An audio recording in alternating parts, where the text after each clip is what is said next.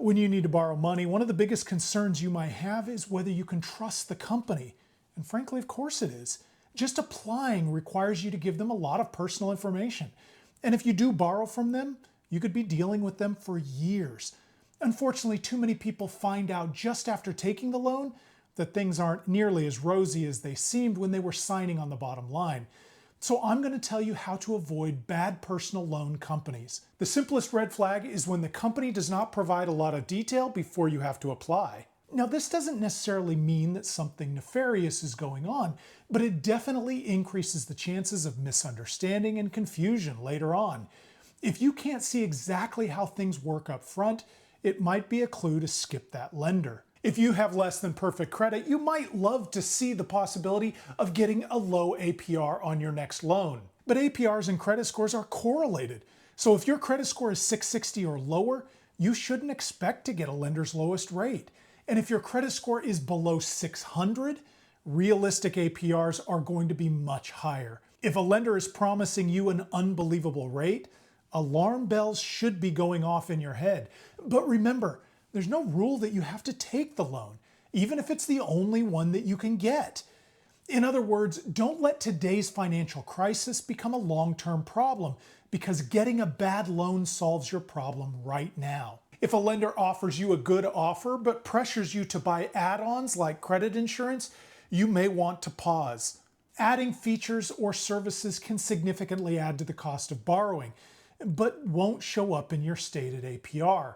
The loan could cost you a lot more than you bargained for. If an employee tells you that you have to buy the added service to be approved, that's more than just a red flag. That's a blaring warning horn. If you approach a lender only to find that they are pushing you to secure the loan with your motor vehicle, you need to proceed with caution. It's not that securing your loan is always a bad idea, but I generally think you should avoid putting up collateral for a personal loan if you can. And some lenders will entice you with a very competitive APR only to pull a bait and switch.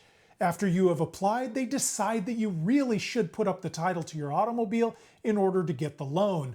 They hope you don't want to waste your time you've already spent on their application and just do whatever it takes to get the loan. One red flag would be if a lender will not pre-qualify you before executing a hard inquiry on your credit file. It's not that there's something wrong with that per se, it's just not how things are done anymore.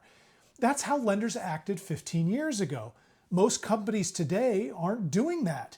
So if they still are, it might mean that they just aren't investing in other customer features or developing their processes. They may be behind the times. But if they do a hard inquiry, won't that make it harder to apply somewhere else? No. Credit scoring agencies don't want to discourage you from shopping around for credit. So if you get several hard inquiries on your credit report within 14 days, your credit score isn't taking a hit for every one of those inquiries. They'll treat it like it's one single inquiry. If there's a big difference between the pre-qualified offer and the final offer, that could be a red flag. If they conduct the pre-qualification and the final offer on the same day, there's no reason why they should be different. If they are, maybe they are just trying to slip worse terms by you at the last minute. They might think you won't look too closely, or they might think you've come this far and will just go with it in order to be done with the process. If your pre-qualification came in the mail, it's not uncommon for the offer to change, especially if your financial situation has changed significantly in the last 45 days.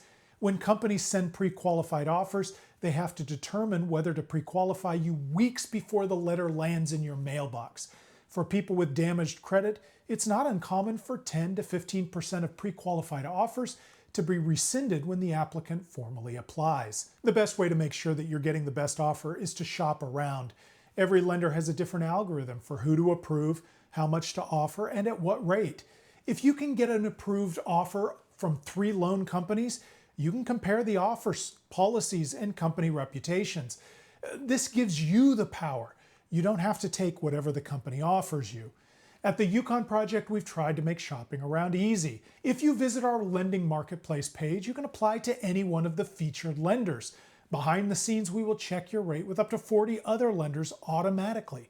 Our partners use a soft credit check, so applying won't hurt your credit score. We will show you all of your approved offers, so you can make an informed decision on which lender to go with. Have you run into any other red flags when shopping for personal loans? Leave a comment below and tell us what they are. Others could benefit from your experience. If you found this information helpful, please like this video and subscribe to our channel. Doing so trains the algorithm that others would find this information helpful as well. It helps us out, and we appreciate it. Thanks for watching.